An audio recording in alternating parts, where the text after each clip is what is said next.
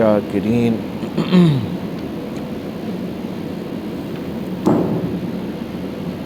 وأفضل الصلاة وأكمل السلام على سيد الأنبياء والمرسلين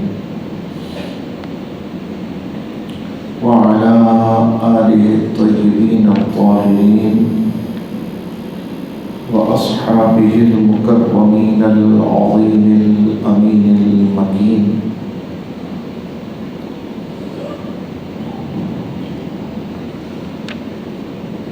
أما بعد، أعوذ بالله من الشيطان الرجيم. بسم الله الرحمن الرحيم. يريدون ليطفئوا نور الله بأفواههم والله متم نوره ولو كره الكافرون. هو الذي أرسل رسوله بالهدى ودين الحق ليظهره على الدين كله ولو كره المشركون. صدق الله مولانا العظيم وصدق رسوله النبي الأمين الكريم وعلى آله ونحن على ذلك لمن الشاهدين والشاكرين والحمد لله رب العالمين.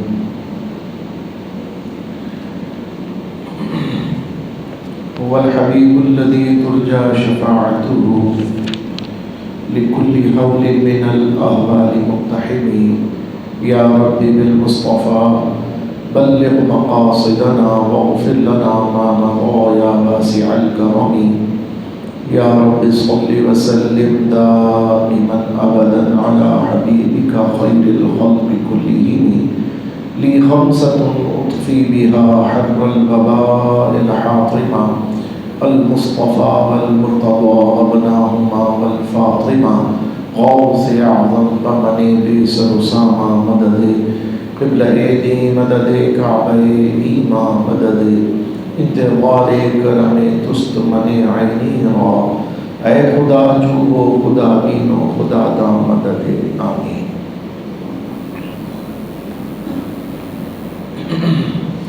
معزز سامعین کرام، حسب معمول فقیر نے آپ کے سامنے قرآن مجید فرقان حمید کی 2 آیات مقدسہ سورہ صف کی تلاوت کی ہیں. قبل اس کے کہ میں اس کے تحت کچھ لب کشائی کی سعادت حاصل کروں، دعا فرمائے اللہ تبارک و تعالی مجھے اپنے پیارے حبیب لبیب نبی کریم رؤوف الرحیم علیہ افضل الصلاۃ والتسلیم کے صدقے اور طفیل حق بیان کرنے کی توفیق عطا فرمائے، اور ہم سب کو اللہ تبارک و تعالی حق سن کر اسے قبول کرنے اور اس پر عمل کی توفیق عطا فرمائے. آمین بجاہ النبی الامین صلی اللہ علیہ وسلم. ایک بار عقیدت و محبت سے درود پاک کا نذرانہ پیش فرمائیں. اللہم صلی علی سیدنا و مولانا محمد معدن الجود والکرم وآلہ وبارک وسلم صلاۃ و سلاما علیک یا سیدی یا خاتم النبیین. معزز و مکرم سامعین محترم، میں نے جن آیات مقدسہ کی تلاوت کا شرف حاصل کیا، بالکل یہی مضمون قرآن کریم میں ایک اور مقام پر بھی بیان کیا گیا.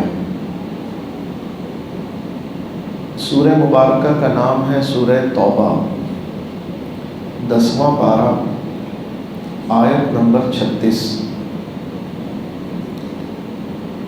اللہ تبارک و تعالیٰ نے آیت نمبر 32 اور 33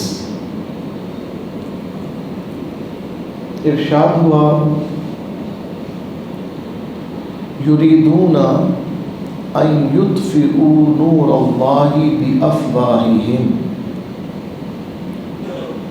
وَيَعْبَى اللَّهُ إِلَّا أَن يُتِمَّ نُورَهُ وَلَوْ كَرِهَ الْكَافِرُونَ هُوَ الَّذِي أَرْسَلَ رَسُولَهُ بِالْهُدَى وَدِينِ الْحَقِّ لِيُظْهِرَهُ عَلَى الدِّينِ كُلِّهِ وَلَوْ كَرِهَ الْمُشْرِكُونَ بالکل ہم مانا اور ایک جیسے مضمون پر مشتمل وہی آیات جو میں نے 28ویں پارے سورہ صف کی تلاوت کی، بالکل وہی آیات سورہ توبہ میں اللہ تبارک و تعالیٰ نے ارشاد فرمائی۔ یہ 10واں پارے سے میں نے تلاوت 10ویں پارے سے کی ہے، آیت نمبر 32 اور 33 سورہ توبہ کی، اور وہ جو تھی جو میں نے 28ویں پارے میں سے تلاوت کی وہ آیت نمبر 8 اور 9 ہے سورہ صف کی۔ اب دونوں کا ترجمہ پہلے میں برکت کے لیے پڑھتا ہوں، پہلے سورہ توبہ کی آیات کا اور پھر سورہ صف کی آیات کا۔ ارشاد باری تعالیٰ ہوا چاہتے ہیں کہ اللہ کا نور اپنے منہ سے بجھا دیں۔ کون چاہتا ہے؟ یقیناً اللہ کے دشمن چاہتے ہیں کہ اللہ کا نور اپنے منہ سے بجھا دیں، اور اللہ نہ مانے گا مگر اپنے نور کا پورا کرنا، یعنی اللہ اپنے نور کو پورا کیے بغیر اس کی رضا نہیں ہے، وہ تو رضا اس کی یہ ہے کہ وہ اپنے نور کو پورا فرمائے۔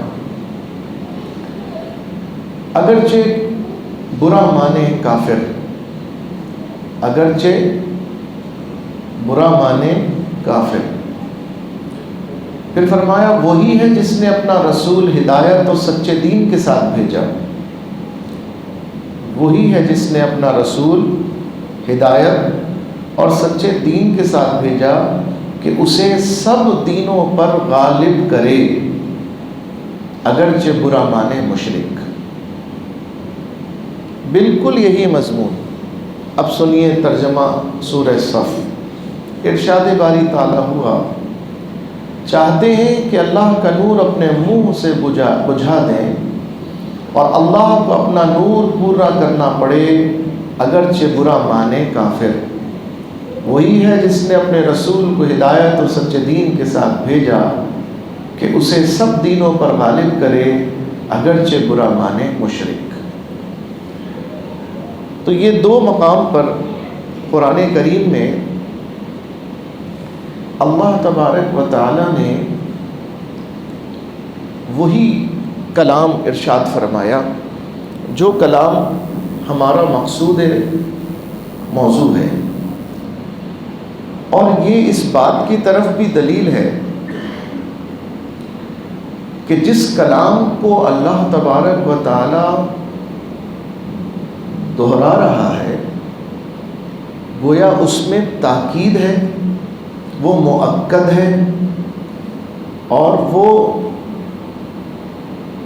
جس کو ہم کہتے ہیں پوائنٹ ٹو بی نوٹس، کہ ایسا کلام ہے جس کو فوری اپنے ذہن و دماغ کو حاضر کر کے اس کلام کی طرف توجہ کرنی چاہیے۔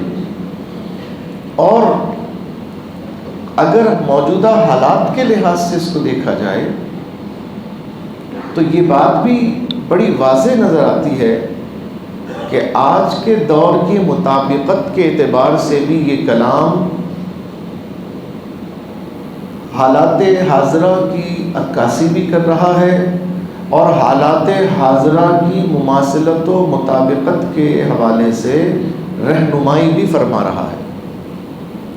ہم اور آپ جمعے کی تقریر یا دینی کتاب، حتیٰ کہ قرآن کریم بھی محض تلاوت کے لیے پڑھیں تو بھی برکت ہے، لیکن اصل اس کا مقصد ہے کہ ہم کو بحیثیت مسلمان اپنے رب کی جانب سے رہنمائی درکار ہے کہ ہم اپنی موجودہ زندگی کو گزارنے کے لیے رب کریم کے فضل اور کرم سے رہنمائی کے متلاشی ہیں، اور ہمیں رب کی جانب سے وہ درست آگاہی، وہ رہنمائی، وہ روشنی درکار ہے کہ جو ہمیں اس موجودہ معاشرے، موجودہ حالات، موجودہ دور کی پیچیدگیوں میں سے، گندگیوں میں سے، غلاظتوں میں سے نکھرا، ستھرا، اجلا اور سیدھا راستہ عطا فرمائے۔ قرآن پڑھنے کا مقصود یہی ہے نا ہمارا، جمعے کی تقریر سننے کا مقصود یہی ہے ہمارا کہ یہاں سے آپ کو آپ کے موجودہ حالات میں ایک مسلمان کو، ایک بندہ خدا کو، حضور علیہ السلام کے سچے امتی کو کیسا ہونا چاہیے، کیا طرز عمل اختیار کرنا چاہیے، کس طرح زندگی گزارنی چاہیے، وہ رہنمائی آپ چاہتے ہیں، تبھی تو آپ جمعے میں اردو کی تقریر سنتے ہیں، ورنہ جمعے میں اردو میں تقریر کرنا یہ سنت تو نہیں ہے۔ سنت تو عربی میں خطبہ سننا ہے، لیکن چونکہ آپ کے لیے، آپ کی آسانی کے لیے زبان کا انتخاب اردو کیا گیا، وہ اسی لیے کہ آپ کو عربی سے ترجمہ کر کے اور پھر اس کی تشریح کے مطابق آپ کو رہنمائی فراہم کی جائے۔ تو ہم نے اپنے مضمون کی ابتدا اس سے کی ہے کہ اللہ تبارک و تعالیٰ نے قرآن میں ان دو مقامات پر ایک جیسا مضمون عطا فرمایا۔ اب اس کے پس منظر میں بہت سی تشریحات ہیں، بہت سی تفصیلات ہیں، لیکن ہمارے لیے جو بات اس وقت قابل غور ہے وہ یہ ہے کہ کیا ان دو آیات کی روشنی میں آج کے نماز جمعہ میں آنے والے مسلمان کو رہنمائی ملتی ہے کہ نہیں ملتی؟ وہ یہاں پر آ کر سن کر، محض گفتگو سن کر، حصول برکت کے لیے سبحان اللہ کہہ کر محض روحانی برکت ہی حاصل کرتا ہے، یا اس کی سیاسی، مذہبی، اخلاقی، روحانی، معاشی، معاشرتی ہر لحاظ سے کوئی رہنمائی ملتی ہے؟ اگر اس کو یہاں سے صرف روحانی لذت ہی ملے، سبحان اللہ ماشاء اللہ کہیں، جھومیں اور چلے جائیں، تو یہ برکت ناکافی ہے، یہ وہ اصل فائدہ نہیں ہے کہ جو فائدہ آپ کو اس مرکز علم سے، مرکز عبادت سے، اللہ کے گھر سے، قرآن فہمی کے بعد ہونا چاہیے۔ تو ہم قرآن اس طرح سمجھیں، ہم قرآن اس طرح سیکھیں، ہم قرآن اس طرح سے سنیں کہ ہمیں خود قرآن پڑھنے سے محبت ہو، ہمیں خود یہ احساس، یہ تجسس، یہ ہمارے اندر جذبہ پیدا ہو کہ امام صاحب نے تو صرف چنگاری دکھائی ہے، اب جو آگ بھڑکانی ہے وہ ہماری محنت سے بھڑکے گی۔ ہم نے تو چنگاری دکھا دی آدھے گھنٹے کی تقریر میں، آپ کو یقیناً تفصیلات بہت زیادہ نہیں ملتی، اسی لیے ایک مضمون ماشاءاللہ مستقل چلتے چلتے چلتے چلتے آج مہینوں ہو گئے اسی مضمون کو ہم آپ کے سامنے بیان کر رہے ہیں کہ یہ اتنا اہم مضمون ہے کہ جس کو اگر آپ سمجھ گئے تو میں یہ سمجھتا ہوں کہ صراط مستقیم سمجھ میں آ جائے گی۔ اگر اس مضمون کو آپ نے سمجھ لیا تو انشاءاللہ آپ کو راہ ہدایت سمجھ میں آ جائے گی۔ اگر آپ نے یہ مضمون سمجھ لیا تو انشاءاللہ آپ کو سچے اور جھوٹوں کا فرق پتہ چل جائے گا، صحیح اور غلط کی تمیز آ جائے گی، حق اور باطل کا امتیاز پتہ چلے گا انشاءاللہ تعالی۔ اور اسی کوشش کو ہم مستقل آپ کے سامنے دہرا رہے ہیں۔ عزیزان گرامی، اب موجودہ حالات میں، موجودہ معاشرے میں، موجودہ زندگی میں، موجودہ دور میں ان آیات سے ہمیں کس طرح رہنمائی مل رہی ہے؟ تو میں آپ کی توجہ دلاؤں گا، اسلام جب سے اس کا سورج طلوع ہوا تو طلوع آفتاب جو اسلام کا ہوا، اس وقت سے اس کی روشنی کو گہنانے کے لیے، اس کے چراغ کو بجھانے کے لیے اور اس کے سورج کو غروب دلانے کے لیے کفر کی طاقتیں، شیطانی طاقتیں، مخالف طاقتیں، اللہ کے دشمن طاقتیں جو ہیں، جو دنیا میں ایگزسٹ کرتی ہیں، اور وہ بھی اللہ تبارک و تعالیٰ کی دی ہوئی مہلت کی وجہ سے ایگزسٹ کرتی ہیں، اگر وہ نہ چاہتا تو اس کے مخالفت میں تو کسی کی جرت ہی نہیں کہ کوئی کھڑا ہو سکے، اس کی طاقتوں کے آگے کس کی مجال کہ کوئی آواز اور دم مار سکے۔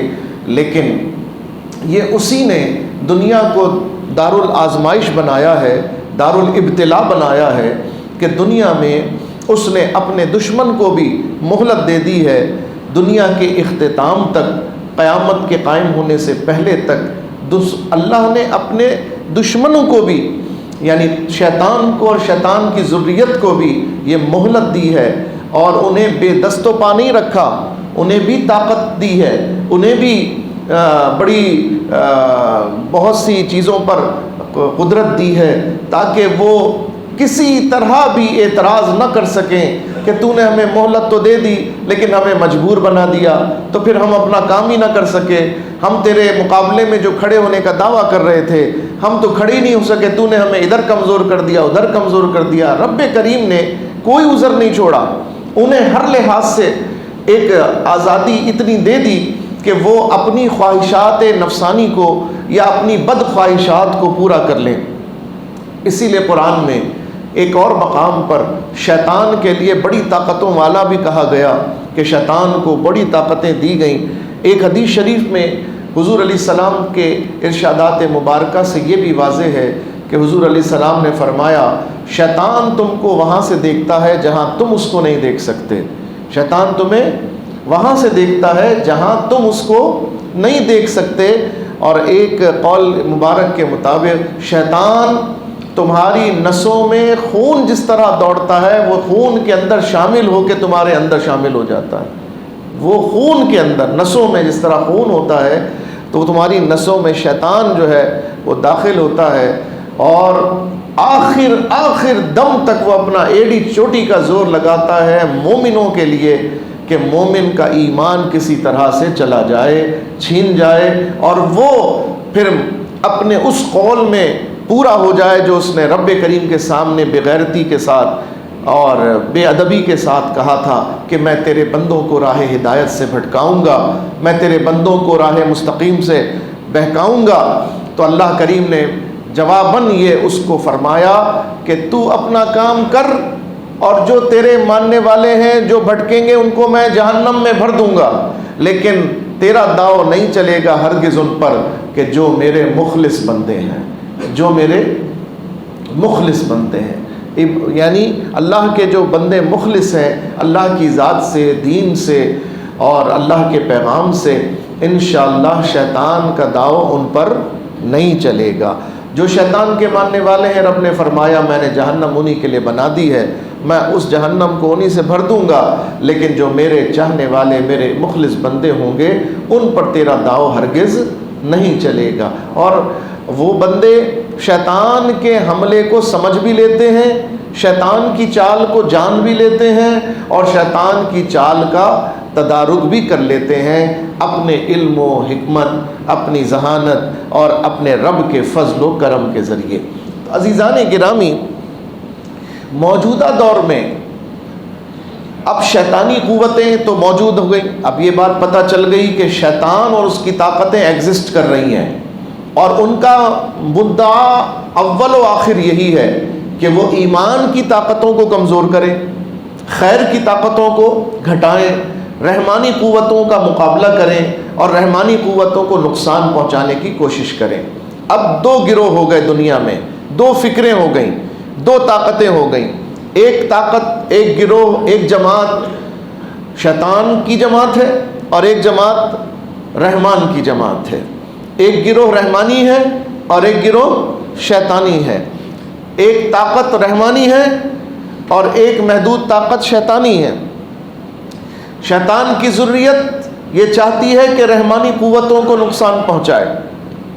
تو رحمانی قوتوں کو سب سے پہلے تو یہ یقین ہونا چاہیے کہ ہم ہی رحمانی قوت ہیں. پہلے تو ان کو یہ یقین ہونا چاہیے کہ جو قوت اللہ کے عطا سے اللہ کے بندوں کو اللہ نے اپنے خاص بندوں کو عطا فرمائی ہے، ان خاص بندوں میں، اس رحمانی جماعت میں، اس حزب اللہ میں، اللہ کے گروہ میں جو جماعت شامل ہے وہ الحمدللہ ہم ہیں. پہلے یہ یقین ہونا چاہیے. اس یقین کو دلانے کے لیے، کیونکہ ہماری جب تک یقین کی بنیادیں مضبوط نہیں ہوں گی تو ہمارا ہر عمل جو ہے وہ مشکوک رہے گا. ہمارا ہر عمل شاید یہ ایسے ہوا یا نہیں، پتہ نہیں قبول ہوا یا نہیں، پتہ نہیں یہ صحیح ہے یا نہیں. تو یہ پتہ نہیں، معلوم نہیں، شاید یہ لفظ غیر یقینی کیفیت پر دلالت کرتے ہیں. لیکن جو اپنے رب پر بھروسہ کرتا ہے، جس کو سچے دین کی سچی تڑپ اور جس کو صراط مستقیم پر یقین کامل ہوتا ہے، وہ اپنے عمل پر بھی بھروسہ کرتا ہے. اس لیے بھروسہ کرتا ہے، اللہ کے فضل سے بھروسہ کرتا ہے کہ جو اس نے مجھے جو طریقہ عطا کیا، جو اس کے محبوب علیہ السلام نے مجھے طریقہ بتایا، میں نے اپنا کام اس کے مطابق کر لیا ہے، کوشش کر لی ہے. باقی اب قبول کرنا نہ کرنا، کس طرح قبول کرنا، یہ رب کی شان، یہ اس کا کرم ہے. لیکن میں اپنے کیے پر مطمئن ہوں. یعنی شہید اپنی شہادت پر مطمئن ہو، غازی اپنی غازی پن پر مطمئن ہو، قاضی اپنے فیصلے پر مطمئن ہو، مفتی اپنے فتوے پر مطمئن ہو، اور نمازی اپنی نماز پر اس لحاظ سے مطمئن ہو کہ میں نے طریقہ درست ادا کر لیا ہے جیسا سنت مصطفیٰ صلی اللہ تعالیٰ علیہ وسلم سے ہمیں ملا ہے. باقی اب یہ کس درجے میں قبول ہے، یہ رب کی شان ہے.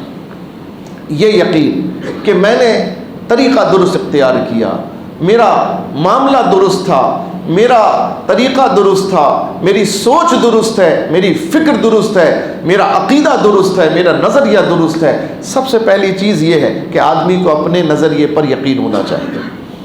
اس لیے ہم نے بارہا انہی مقامات سے، اسی محراب و منبر سے اس پیغام کو سمجھانے کی کوشش کی کہ سب سے پہلے آپ یہ یقین جان لیں کہ اللہ نے آپ ہی کو ہدایت پر رکھا ہے.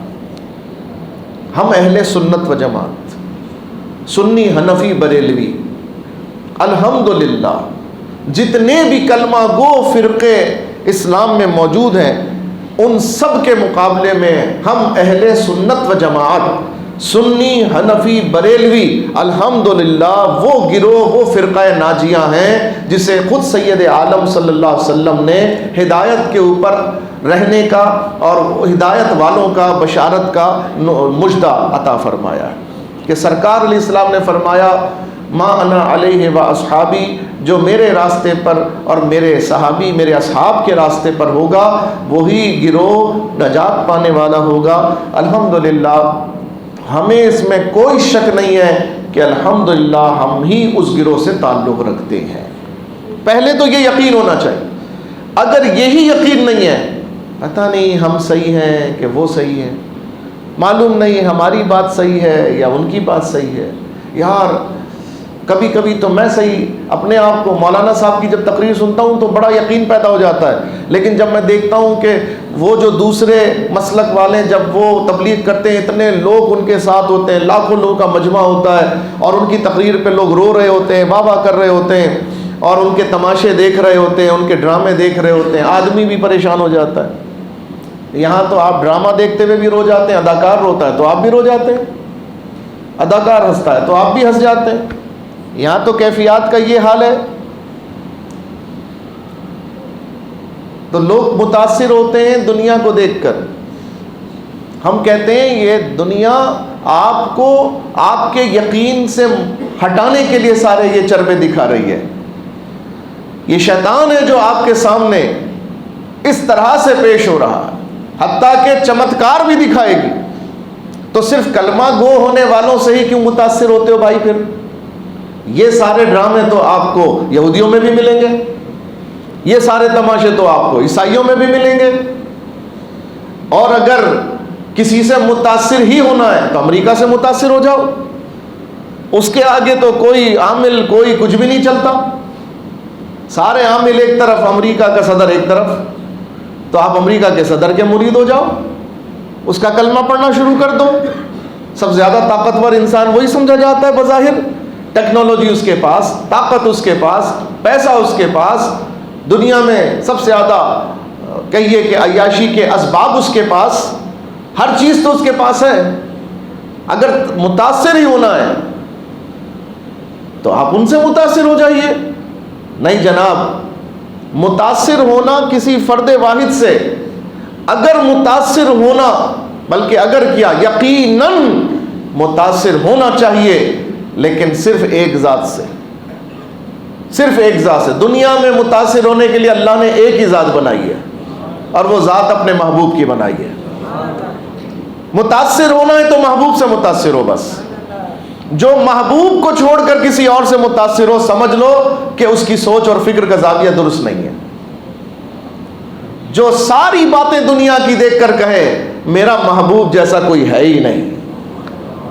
بھائی اقبال سے پوچھو، اقبال نے تو دنیا دیکھی نا، اقبال نے دنیا دیکھی، اس دور کی ترقی دیکھی. لندن سے پڑھ کر آئے، بیرسٹر تھے، وہاں سے وکالت کر کے آئے، دنیا کی قابلیت بھی، قانون بھی پتہ، وہاں کی چمک بھی دیکھی، وہاں کی سب کچھ دیکھا.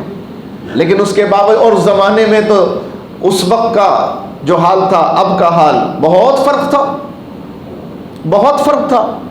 اس وقت کے لندن میں اور اس وقت کے ہندوستان کے معاشرے میں ترقی کے معاملے میں بہت فرق تھا. اب تو بہت سی چیزیں، انٹرنیٹ وہاں بھی ہے تو یہاں بھی ہے، بہت سی چیزیں سیم ہیں. ہوائی جہاز وہاں چلتا ہے تو یہاں بھی چلتا ہے. وہاں کوئی راکٹ پہ تھوڑی لوگ سفر کرتے ہیں، وہاں بھی ہوائی جہاز پہ، بوئنگ پہ سفر کرتے ہیں، یہاں بھی بوئنگ پہ سفر کرتے ہیں. بہت سی سملیرٹیز ہیں. لیکن اس زمانے میں لندن کے حوالے سے ترقی کو دیکھیے اور بر صغیر پاک و ہند کی ترقی کو دیکھیں تو بہت فرق تھا. لیکن اقبال جب ساری دنیا گھوم کر واپس آئے تو اقبال نے کہا خیرہ نہ کر سکا مجھے جلوے دانش فرہنگ. خیرہ نہ کر سکا مجھے، یعنی مجھے متاثر نہ کر سکا. جلوے دانش فرہنگ، انگریزوں کی جو ترقی کا جلوہ ہے، چکا چوند ہے، اس نے میری آنکھ کو چندیا نہیں دیا، اس نے مجھے متاثر نہیں کیا، اس نے مجھے کوئی نقصان نہیں پہنچایا. نہ میں اس کے تاثر میں آ گیا، نہ میں نے اس کو مائی باپ بنا لیا، نہ میں نے اس کو اپنا خدا بنا لیا، نہ میں نے اسے اپنا آقا بنا لیا، نہ میں نے اسے اپنا رہبر و رہنما بنا لیا. اقبال کہتا ہے کہ جلوہ خیرہ نہ کر سکا مجھے جلوے دانش فرہنگ. کیوں؟ کہ سرما تھا میری آنکھ میں خاک مدینہ و نجف. میری آنکھ میں جو سرما لگا ہوا تھا، وہ سرما، اس کی سلائی خاک مدینہ میں لگی ہوئی تھی. اس سلائی سے میں نے اپنی آنکھ میں سرما لگایا. تو جس آنکھ میں مدینے کی خاک کا سرما لگا ہو، اسے دنیا کا کوئی پھول دکھا دو، اسے مدینے کا خار اس سے زیادہ اچھا لگے گا. اسے مدینے کا خار زیادہ اچھا لگے گا، کانٹا زیادہ اچھا لگے گا. اسے دنیا کا کوئی باغ دکھا دو، اسے مدینے کا صحرا اس سے زیادہ اچھا لگے گا. اسے دنیا کی کوئی فضا دکھا دو، اسے مدینے کی ہوا اس سے زیادہ اچھی لگے گی. لیکن یہ کسے لگے گی؟ جو ایمان والا ہوگا، جس کی نظروں میں محبوب سے بڑھ کر کوئی محبوب نہ ہوگا. دیکھو عشق کے اصول بھی دوسرے ہیں، عشق کی کتاب بھی دوسری ہے، عشق کا انداز بھی دوسرا ہے. اور یہی بات اللہ اس کے رسول کو پسند ہے. حدیث شریف میں حضور علیہ الصلوۃ والسلام نے ارشاد فرمایا، بہت سے لوگ مدینہ شریف سے جائیں گے دنیا کے دوسرے ملکوں میں، اور کچھ عرصے بعد جب واپس آئیں گے تو اپنے اہل خانہ سے کہیں گے چلو بھائی وہاں چلتے ہیں، اس زمین کے اندر ہریالی بہت ہے، اس زمین میں پھول بہت ہیں، اس زمین میں درخت بہت ہیں، اس زمین کا پانی بڑا اچھا ہے، چلو وہاں چلتے ہیں. یورپ میں سبزہ ہی سبزہ ہے، چلو وہاں چلتے ہیں. جنیوا جیسا شہر ہے، چلو وہاں چلتے ہیں جہاں بڑی زبردست خوبصورت مناظر ہیں، چلو فلاں جگہ چلتے ہیں. سرکار علیہ الصلوۃ والسلام نے فرمایا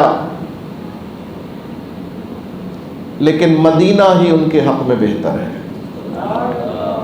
جو لوگ یہ کہتے ہیں نا کہ چلو مدینے سے چلتے ہیں کیونکہ یہاں تو نہ سبزہ ہے اتنا زیادہ، نہ ویوز ہیں اتنے زیادہ، نہ سینریز ہیں اتنی، نہ نظارے ہیں، نہ کوئی ایسا معاملہ ہے جیسا وہاں ہے، وہاں تو بہت ڈیولپمنٹ ہے، وہاں تو بہت زیادہ ترقی ہے، وہاں تو بہت زیادہ سبزہ اور ہریالی ہے، وہاں تو بہت خوبصورتی ہے۔ سرکار علیہ السلام نے فرمایا وہ سب ایک طرف، لیکن مدینے کی کیا بات ہے؟ مدینہ مدینہ ہے، مدینہ مدینہ ہے، مدینہ مدینہ ہے۔ دنیا کا کوئی شہر مدینے کا مقابلہ کر ہی نہیں سکتا، اس لیے کہ وہاں سب کچھ ہو سکتا ہے، مگر یہ تو وہ ہے جس کی ہوا میں بھی شفا ہے، جس کی مٹی میں بھی شفا ہے، جہاں سانس لینا بھی عبادت ہے، جہاں سانس لینا جسم کی تازگی کا باعث ہے۔ مدینہ مدینہ ہے۔ میرے آقا علیہ السلام نے فرمایا دنیا کی سب سے پرسکون نیند مدینے کی نیند ہے، سب سے پرسکون نیند، سب سے پرسکون رات مدینے پاک کی رات ہے۔ نہ کیڑا کاٹے، نہ تکلیف پہنچائے، آدمی سوئے تو ایسا سوئے کہ لگے جیسے اب جنت میں جا کے سو گیا۔ یہ مدینہ ہے۔ تم نے کیا جانا کہ مدینہ کیا ہے؟ جس کی آنکھ میں مدینے کا سرما لگا ہو اسے یورپ کی چکا چوند خیرہ نہیں کر سکتی، اس کی آنکھوں کو چندھیا نہیں سکتی۔ یہ میں نے نہیں کہا، جس کو تم اپنا باپ سمجھتے ہو اس نے کہا، جس کو تم اپنا لیڈر سمجھتے ہو، ہم بھی لیڈر سمجھتے ہیں، ایسا نہیں وہ ہمارا بھی لیڈر ہے، لیکن ہم اگر کسی عالم دین کا بھی کوئی واقعہ سنا دیتے تو منہ بن جاتا لوگوں کا، آپ کا نہیں، لوگوں کا۔ لیکن ہم نے چونکہ تمہارے لیڈر جو تمہارے نزدیک، چونکہ وہ صورتاً کوئی عالم نہیں تھے، صورتاً کوئی داڑھی والے، کوئی ٹوپی امامہ والے، کوئی پیر یا کوئی بزرگ نہیں تھے، وہ پینٹ کوٹ ٹائی میں رہنے والا کلین شیو ایک مسلمان تھا، لیکن اللہ نے دل اس کا جو ہے بڑا زبردست بنایا تھا، دماغ اس کو بڑا ذہانت والا عطا کیا تھا۔ اس نے راز کھول دیا، اس نے کہا تم جا کے گورے بننے کی کوشش کرتے ہو، تم جا کے ننگے ہونے کی کوشش کرتے ہو، تم جا کر ان کے ساتھ ان کی حرام کاریوں میں شریک ہونا چاہتے ہو اور ان جیسے بننا چاہتے ہو۔ یاد رکھو میں وہاں رہا، میں نے ساری دنیا دیکھی، میں نے ان کے سارے معاملات دیکھے، میں نے وہاں سے جو کچھ حاصل کرنا تھا وہ تو لے لیا، جو اصل کام تھا میں نے علم، ٹیکنالوجی، میں نے فن حاصل کیا، میں واپس آ گیا، اس لیے کہ مجھے وہاں رہنا نہیں تھا۔ رہنا منظور ہو تو میرے لیے رہنے کی جگہ مدینہ منورہ ہے۔ اقبال نے، کسی نے کہا آپ یورپ کے سفر میں جاتے ہیں تو واپسی پہ مدینہ شریف سے بھی ہو کر آ جایا کریں۔ آپ نے فرمایا کیا بات کرتے ہو، میں واپسی میں مدینے سے کیوں ہو کر آؤں، میں تو جاؤں نیت کر کے روضہ رسول کی اور آؤں واپس مدینہ شریف سے۔ میں ضمنی طور پر مدینہ نہیں جانا چاہتا، سمجھیے بات کو، میں طفیلی طور پر مدینہ نہیں جانا چاہتا، میں بعد میں مدینہ شریف نہیں جانا چاہتا کہ میں جا رہا ہوں لندن تو چلو مدینہ بھی ہو کر آ جاؤں، نہیں، میں مدینہ جا رہا ہوں تو چلو کہیں اور بھی ہو کے چلا جاؤں۔ یہ جملہ تو ہو سکتا ہے، لیکن میں نے جانا بھی اول مدینہ ہے اور میں نے آنا بھی مدینہ شریف سے ہے۔ یعنی میرا سفر، میری ڈیسٹینیشن، میری منزل، میرا مقصود اول و آخر مدینہ منورہ ہے۔ کوئی مدینہ شریف سے حاضری دے کر آتا ہے، اقبال اس کی آنکھوں کو چوما کرتے، اس کی آنکھوں کا بوسہ لیتے، ملاقات کرتے، اس کی آنکھ کو چومتے اور کہتے واللہ یہ وہ آنکھیں جو ابھی حضور کے در کا دیدار کر کے آ رہی ہیں۔ تو عشق ہمیں راز بتاتا ہے، ہدایت کے طریقے سکھاتا ہے۔ اقبال نے راز بتا دیا کہ تم دنیا کی چاہت کے اندر مستغرق ہو، لیکن جو اللہ کے بندے ہیں وہ اللہ کی محبت کے اندر ایسے ہوتے ہیں کہ جب ان کی آنکھ میں سرما خاک مدینہ کا لگ جاتا ہے، پھر وہ اس نظر سے جس کو بھی دیکھتے ہیں اسی نظر سے اس کو جانچتے ہیں۔ اب آپ نے اپنے تجزیے کا، اپنے جانچ کا جو پیمانہ ہے نا وہ بدلنا ہے۔ جس دن ہمارا یہ زاویہ درست ہو گیا نا، دیکھو یہ اختلافات کیوں ہوتے ہیں، میں اکثر کہتا ہوں ایک عدالت کے اندر آج بھی ایک موقف ایک وکیل پیش کرتا ہے تو بالکل اس کے اپوزٹ موقف دوسرا وکیل پیش کرتا ہے۔ ایک وکیل کہتا ہے یہ قاتل ہے، دوسرا وکیل کیا کہتا ہے، یہ بے گناہ ہے۔ 180 ڈگری پہ ہے نا، موقف بالکل اپوزٹ ہے کہ نہیں ہے؟ بالکل اپوزٹ ہے نا، اختلاف ہے نا. ایک کہہ رہا یہ قاتل ہے، کتنی بڑی بات، کسی کو مار دینا، اور دوسرا کہہ رہا نہیں ہے تو بے گناہ، اس نے تو کچھ بھی نہیں کیا. وہ بھی ثابت کر رہا ہے، وہ بھی ثابت کر رہا ہے، کسی ایک ہی کی بات صحیح ہوگی نا. اب جج کے سامنے تو جس طرح کے شواہد آتے، جس طرح کی دلیلیں آتی ہیں، وہ ان کو دیکھ کر پھر اپنی ذہانت سے، فراست سے اس کا تجزیہ کر کے ایک رائے قائم کرتا ہے اور وہ رائے دے دیتا ہے. لیکن اس رائے پہ صرف یہی نہیں کہ فتویٰ ہو گیا، مفتی بھی یہی کر رہا ہوتا ہے. مفتی کے سامنے بھی کئی دفعہ ایسے ہی مسائل آتے ہیں تو وہ بھی یہی رائے پیش کرتے ہیں. لیکن بس فرق اتنا ہے کہ مفتی کی رائے کا معاشرے پہ اطلاق کم ہوتا ہے، روحانی ہوتا ہے، اخلاقی ہوتا ہے، اور قاضی کی رائے کے جواب میں بندے کی گردن مار دی جاتی ہے. اگر کہا جائے ہاں یہ قاتل ہے تو بندے کی گردن مار دی جائے گی. اور اس ملک کے اندر نظام تو آپ جانتے ہی ہیں. تو عزیزان گرامی، دنیا کے معاشرے میں اختلاف 180 ڈگری پر ہو برا نہیں سمجھا جاتا، نہ لڑائی ہوتی ہے نہ غلطی ہوتی ہے. لیکن اگر یہی اختلاف اگر دینی کسی معاملے میں علماء کے درمیان ہو جائے تو لوگ بڑے پریشان ہو جاتے ہیں، علماء کو برا بھلا کہنا شروع کر دیتے ہیں. یعنی ہم نے معاشرے کے اندر ہر طرح کا اختلاف دیکھا ہے، وہ برداشت ہو جائے گا، لیکن علماء میں اختلاف ہم پھر اس کو لڑائی کی بات بنا لیتے ہیں، توہین کی بات بنا لیتے ہیں، اور اسی طرح اس کو بنیاد بنا کر پھر اپنے اپنے مسلک، اپنے اپنے نظریے گھڑ لیتے ہیں. ایک بات تو یہ. دوسری بات یہ کہ واقعہ ایک ہوتا ہے لیکن اسی کو دیکھنے کی نظر جو ہے مختلف ہوتی ہے، اور جس طرح سے نظر ہوتی ہے وہی چیز پھر اس سے پھر ذہن میں ایک اس کا عکس بنتا ہے، اس کا خیال بنتا ہے، ایک یوں کہیے کہ تصور بنتا ہے، تجزیہ ہوتا ہے، اور آدمی اس تجزیے کے اوپر بات کرتا ہے. میں ہمیشہ سے کہتا ہوں قرآن و حدیث کے جو واضح براہین اور دلائل ہیں ان کے معاملے میں کوئی نیا خیال قابل قبول نہیں ہے. لیکن جب معاشرے میں بات ہوتی ہے رہنمائی کی اور کوئی خیال پیش کیا جاتا ہے نیا جدت، تو یہ دیکھنا چاہیے کہ اس کے اوپر اینگل کون سا درست ہے، دلائل کس کے اوپر زیادہ ہیں، براہین کس کے اوپر زیادہ ہیں.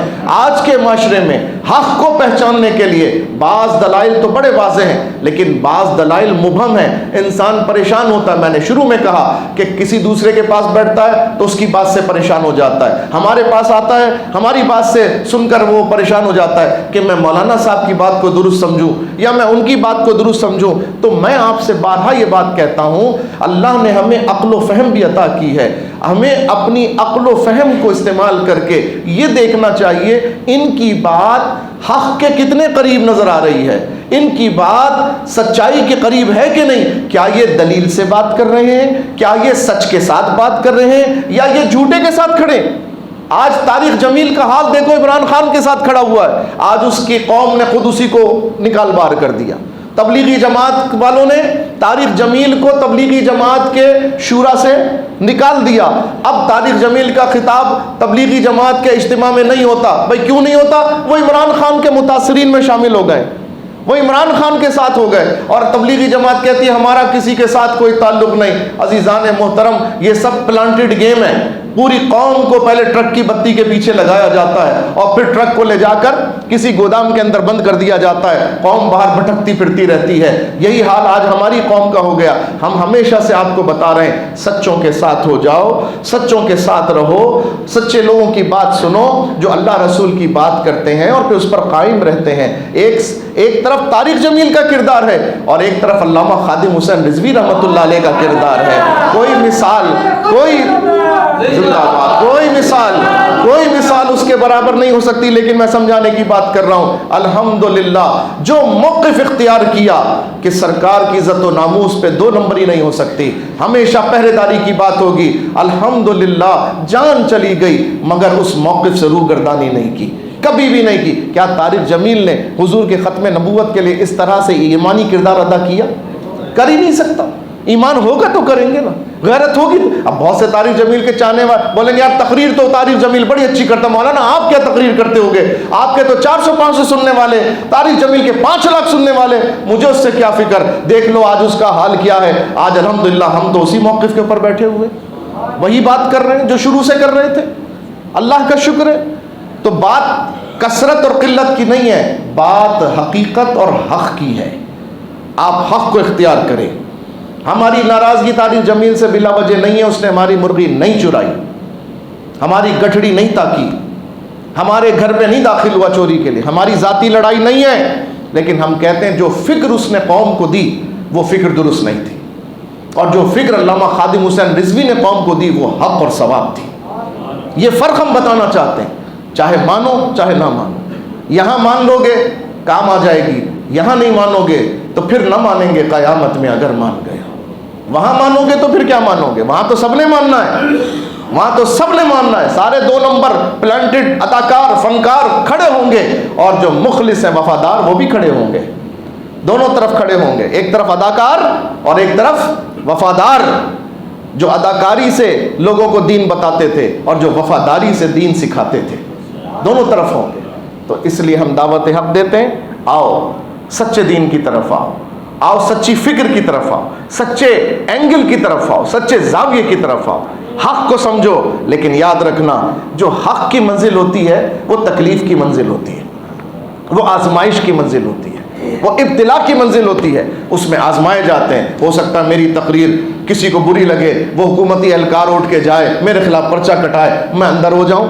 آزمائش ہوئی کہ نہیں ہوئی؟ آزمائش ہوئی نا. حق کی خاطر آزمائش ہے. آج تک طارق جمیل کو کبھی کوئی تکلیف آئی ہے؟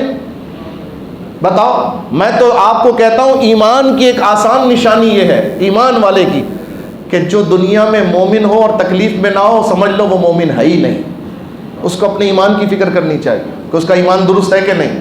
اور علامہ خادم حسین رضوی کو دیکھو، شیخ الحدیث تھے، استاذ العلماء تھے. ان کی لکھی ہوئی 2 کتابیں تعلیلات خادمیہ اور تحسیر ابواب الصرف، یہ آج امریکہ کے اداروں میں پڑھائی جا رہی ہے، امریکہ کے دینی اداروں کے اندر. الحمدللہ ان کی لکھی ہوئی کتاب. لیکن اس 54 سالہ بزرگ عالم دین جس کے ہزاروں شاگرد، سینکڑوں شاگرد، وہ پیروں سے معذور، مگر 6 مہینے وہ جیل کی کال کوٹڑی کے اندر ڈال دیا گیا. کس لیے؟ کس لیے؟ رقیبوں نے رپٹ لکھوائی ہے جا جا کے تھانے میں کہ اکبر نام لیتا ہے خدا کا اس زمانے میں. دین کی خاطر. اور تم تو محلات کے مولوی بنے رہے.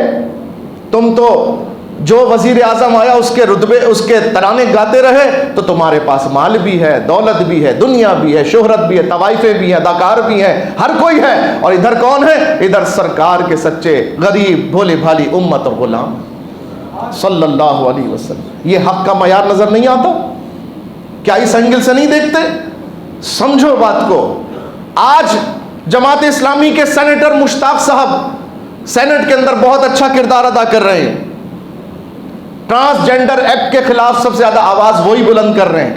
لیکن بڑا لطیفہ ہے، 2018 میں جب سینٹ سے یہ پاس ہوا اس وقت آپ نہیں تھے، آپ کے امیر موجود تھے سینٹ کے اندر. انہوں نے کچھ نہیں کہا. یعنی امیر جماعت اسلامی سراج الحق صاحب سینیٹر تھے، ان کے سامنے وہ قانون پاس ہو گیا جو پاکستان میں لیسبین اور گے کا قانون کہلاتا ہے، LGBT کو فروغ دینے کا قانون کہلاتا ہے. وہ پاس ہو گیا امیر جماعت اسلامی کی موجودگی میں، فضل الرحمان کی موجودگی میں. اس وقت کوئی کچھ نہ بولا. آج 4 سال کے بعد جب جد و جہد بڑھتے بڑھتے اب عوامی جد و جہد بن گئی تو آج سب اس کا کریڈٹ لینے کے لیے کھڑے ہو گئے. یہ 2 نمبری ہے کہ نہیں ہے؟ یہ منافقت ہے کہ نہیں ہے؟ کارکن کو تو پتا ہو کہ یہ قانون غلط ہے اور امیر کو نہ پتا ہو، تو پھر امیر رہنے کے قابل ہے؟ وہ امیر کہلانے کے قابل؟ یہ میری ذاتی لڑائی نہیں بھائی، یہ حقائق ہیں دنیا کے، یہ اس دنیا کے اندر ہو رہا ہے. اس لیے میں کہتا ہوں آؤ سچوں کے ساتھ ہو جاؤ، آؤ سچوں کے ساتھ کھڑے ہو اور عشق کی منزل کے اوپر، حق کی منزل کے اوپر ڈٹ کے کھڑے ہو جاؤ. ہاں اس منزل میں پھول بھی ہیں، ہار بھی ہیں، تو کہیں گولی بھی ہے، کہیں شیل بھی ہیں، کہیں ڈنڈے بھی ہیں، کہیں جیل بھی ہے، کہیں ہتکڑی بھی ہے. تو اللہ کا شکر ہے یہ سب راستہ تو ہمیں امام حسین سے ہوتا ہوا ملا ہے، ہمارے بزرگوں سے ہوتا ہوا ملا ہے. اگر مومن دنیا میں آرام سے زندگی گزار کے اچھا سا مزار بنوا لیتا تو امام حسین اس کے سب سے بڑے حقدار تھے. اگر مومن حق بیان کرنے کے باوجود دنیا میں چین سے رہتا اور اپنا مزار بنوا کے عیش کرتا تو اس کے حقدار تو وہ قوتیں تھیں، لیکن انہوں نے حق بیان کرنے میں گردن تک کٹوانا گوارا کر لی. انہوں نے گھر لٹا دیا، انہوں نے خاندان لٹا دیا. حق کو سمجھو خدا را، سب دعوے دار ہیں حق کے، لیکن خدا را عقل استعمال کرو کہ وہ سچا ہے کہ نہیں ہے۔ آؤ ہماری بات کو جھوٹا ثابت کر کے بتا دو، کوئی بتائے، آئے بعد میں ملنے مجھ سے حجرے کے اندر آ جائے کہ جناب آپ نے یہ بات الزام لگائی ہے، ہم اپنی بات کے اوپر انشاءاللہ قائم بھی ہیں، ہم تو ثبوت پیش کرتے ہیں، ہم آپ ہی لوگ تو ہمارے سننے والے ہیں، کیا یہ 10-20 برسوں سے یہی بات نہیں بتا رہے؟ یہی بات بتا رہے ہیں، یہی کام کر رہے ہیں الحمدللہ۔ اس لیے ضمیر مطمئن ہے، ہم جس قول پر ہیں، ہم جس مسلک پر ہیں، ہم جس گروہ سے ہیں، الحمدللہ یہی گروہ ناجی گروہ ہے، نجات پانے والا ہے، ہدایت یافتہ گروہ ہے۔ اور باقی اس کے علاوہ جتنے ہیں ان کو اپنے اپنے زاویوں کو درست کرنے کی ضرورت ہے۔ اگر زاویے درست کر لیے، ادھر آ گئے تو نجات ہوگی، اگر زاویے درست نہیں، کتنی فنکاری اداکاری کرو، دنیا میں بھی اللہ تمہاری فنکاری کھول کے دکھا دے گا۔ تاجدار ختم نبوت من سب نبیا لبیک لبیک لبیک یا رسول اللہ، لبیک لبیک لبیک یا رسول اللہ، لبیک لبیک لبیک یا رسول اللہ۔ رہے گا یوں ہی ان کا چرچا رہے گا، پڑے خاک ہو جائیں جل جانے والے۔ وآخر دعوانا الحمدللہ رب العالمین۔